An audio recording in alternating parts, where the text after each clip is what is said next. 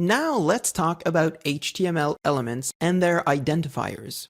We're doing this because what we're going to do next is to modify the contents of our templates using style sheets, and in order to do that, we need to understand how elements are identified.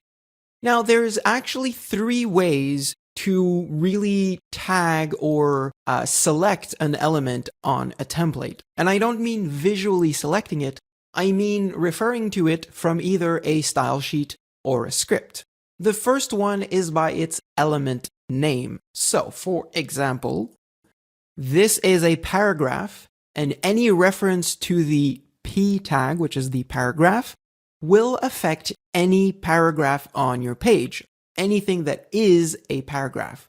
That can be directly in the body, that can be inside a table, that can be anything anywhere on the page. As long as it's within a paragraph, it's going to be affected by style sheets and JavaScript. Another example is any element inside the table. The table, the body, the TR, the TD, any of those elements can be selected by a style sheet selector or a JavaScript. Now, the second way that you can refer to an element is via a class. Now, a class is a name that you give to an element, but that can be shared between multiple elements. So let's say you want to have something that is highlighted, but you don't want to specify whether it's a paragraph or a table. You just want any element that you give the name highlighted to have a yellow background, like a highlighter. What you do is you add the name of the class to any element that you want to affect using that class.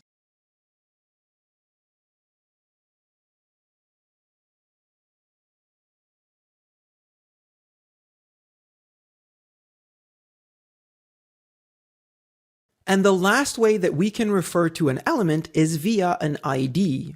The ID has to be unique, meaning you can't share an ID between multiple elements. There's nothing that will actually stop you from giving the same ID to multiple elements, but know that only the first one will be affected.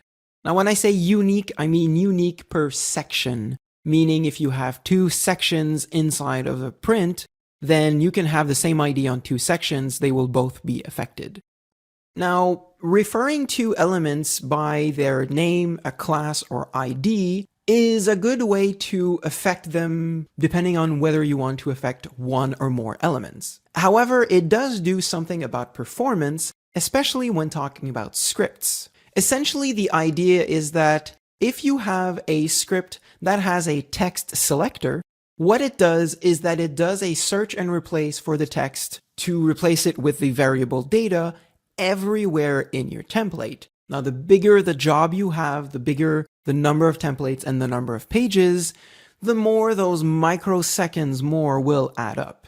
Affecting a class is a bit more efficient, meaning it selects on the page anything that has that class and will ignore everything else. Let me show you something in the script selectors, just to give you an idea of how you can use those in scripts. So inside of the script editor or the script wizard, you have 3 options. You have the selector, text, or selector and text options. The selector option refers to a CSS selector, meaning if you have a class, then you can refer to it with a dot.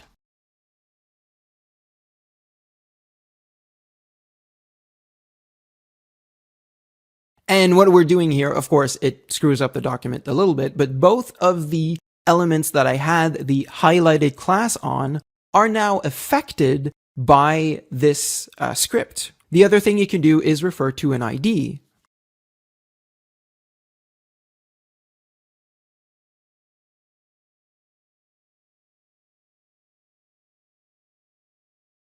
Now, because the ID is unique, this is a bit more efficient in terms of search and replace than the placeholder was. Now, the placeholder now is ignored. It's only getting that table with the ID address block to do that replace.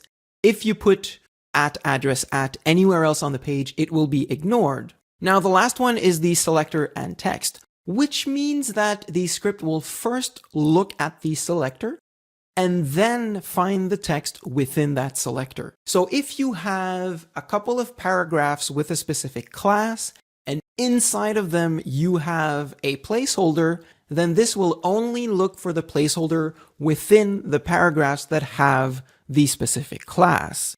So here my selector will still work because I'm looking at the address block ID, then I'm looking for the address text. So again, it affects only the text within the element that has the specific ID. So no change in visuals, but it does affect a little bit the way that it works in the background.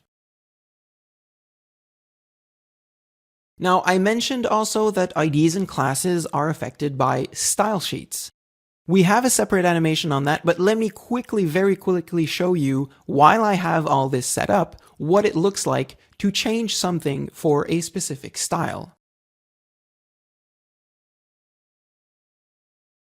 So I have a class that's called highlighted, and I want to give it a yellowish background. When you add a new style sheet rule, the name here is exactly the same as a selector inside of a text script. Not the text, but really the selector. So here we have .class, which refers to a class. We could use the ID for the address block, etc. Let me add the .highlighted and add a background color.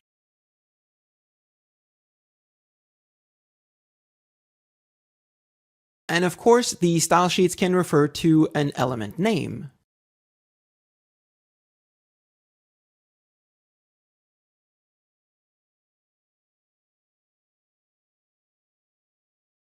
So here, all of the P elements or paragraph are affected by being put in bold. So a small recap of what we just saw. You can affect and select different elements on your page in 3 different ways. Using the element name, such as a P or TD tag inside of your paragraph or table, using a class which can affect a number of elements of any type, or using an ID which affects only a single element on your page. These references can be made either from a script or from a CSS style sheets, which we will see in the next animation.